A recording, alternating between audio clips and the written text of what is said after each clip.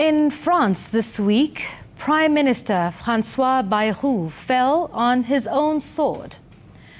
He called a vote of confidence on his austerity budget, confident his numbers would hold.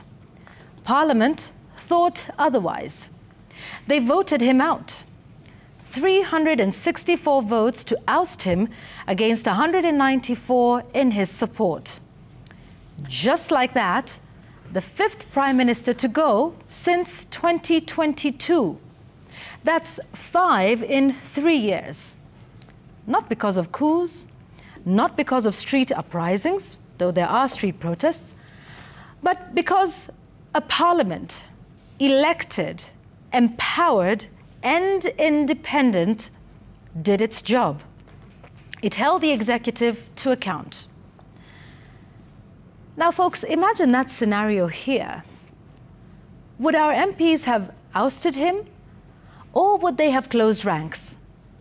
Might we have had press conferences outside the precincts of Parliament with leaders from the French Prime Minister's hometown claiming that their man, Mutuetu, is under attack?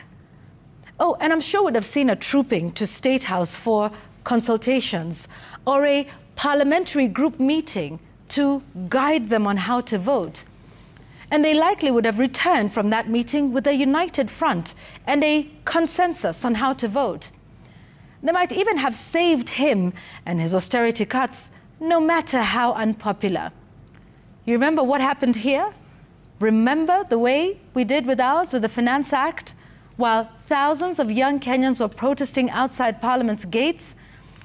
You remember when the president, facing the fury of the streets, dramatically declined to sign that very bill into law just days later? The same MPs who had bulldozed it through Parliament trooped back to State House, this time to clap, to applaud the president for rejecting the very bill they had so loyally passed. That is not oversight.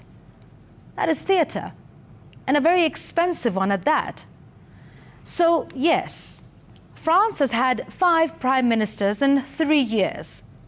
Their political system might look unstable from the outside, but perhaps instability is the price of accountability because their parliament has teeth. It can bite. It can say no.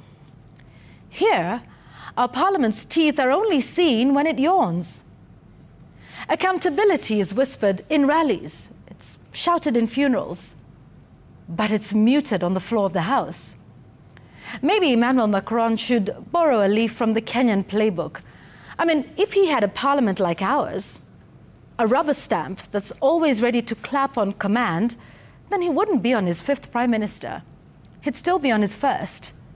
Budgets, economic turmoil, and all.